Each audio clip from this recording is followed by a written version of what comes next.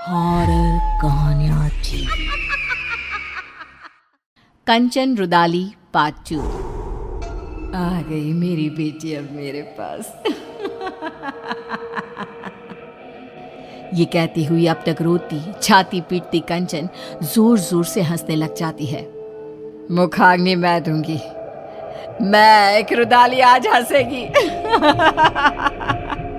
और तुम सब रोओगे।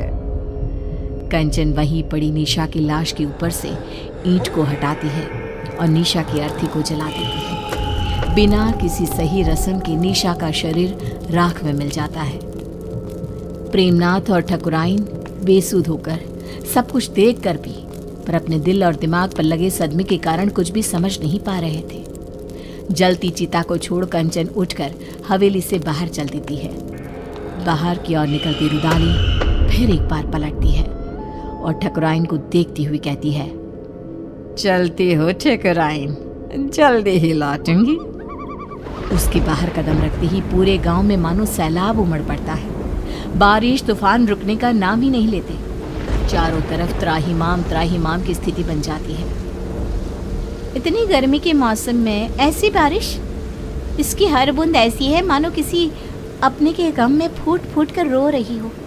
हाँ, तुम सही कहती हो रंभा। और ये सब हुआ भी छोटी ठकुराइन की मौत के बाद। क्या कारण हो सकता है इन सब का?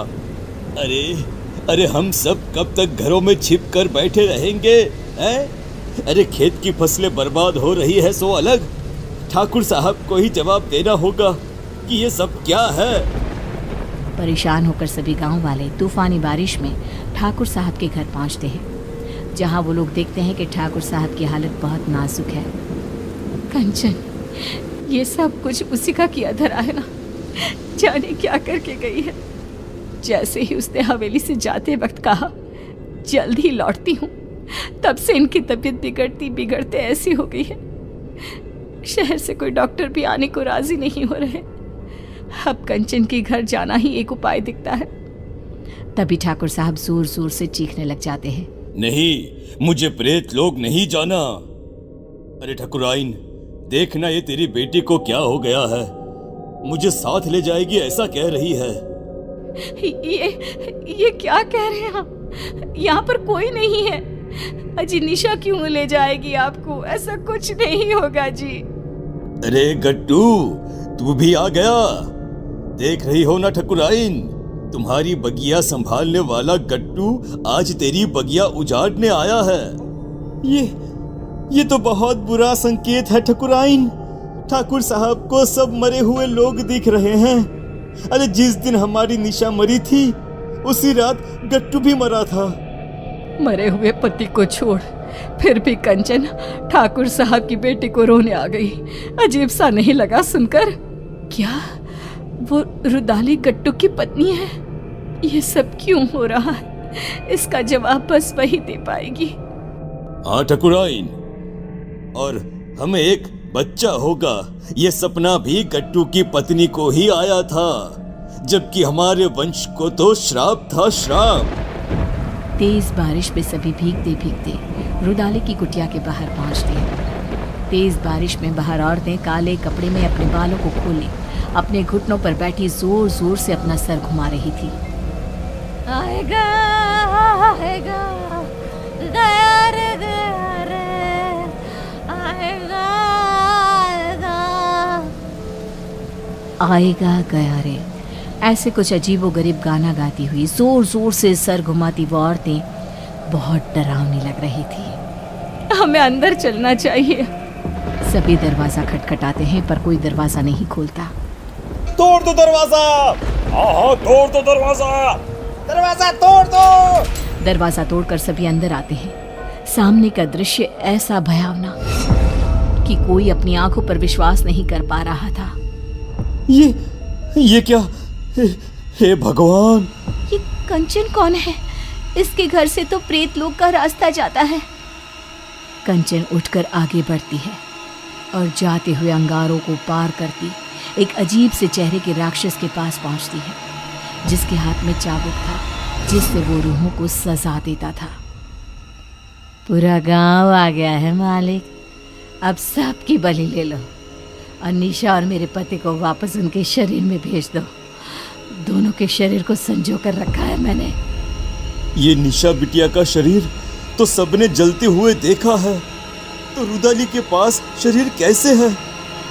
ये क्या राज है? रुदाली गट्टू और निशा के शरीर को सबके सामने रखती है और कहती है, निशा मेरी बेटी थी, मेरी इकलौती बच्ची, जिसे मेरे पति ने ठाकुर साहब को सौंप दिया था, क्योंकि आप कभी मां नहीं बन सकती थी। बोले ठकुराइन, सच है ना ये? आप लोगों के पैसे के आगे मेरी ममता का गला घोट दिया गया। जिस दिन गट्टू ने मुझे बताया कि मेरी बेटी आपके घर जाने वाली है, मैंने उसी दिन से प्रेत लोक को अपना घर बना लिया था। पर मैं तो मां बनी थी, मेरे शरीर में सभी लक्षण थे, ये कैसे हो सकता है?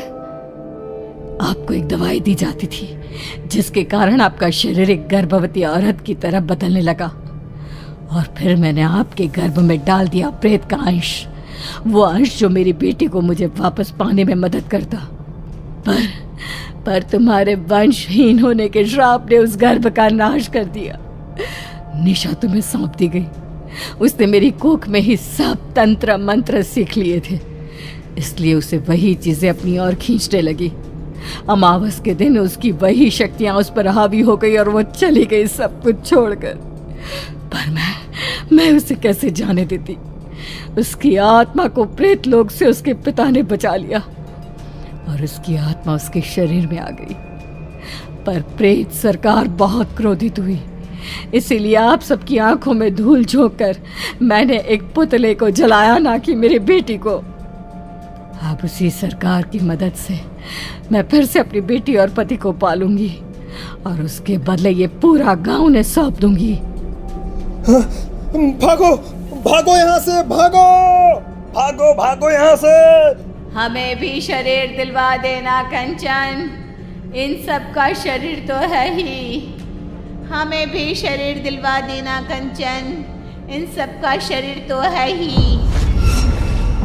आज कितने ही साल बीत गए, गांव अब आत्मा और प्रेतों के नाम से जाना जाता है। इतने मुर्दों में रह गई है जिंदा तो बस कंचन।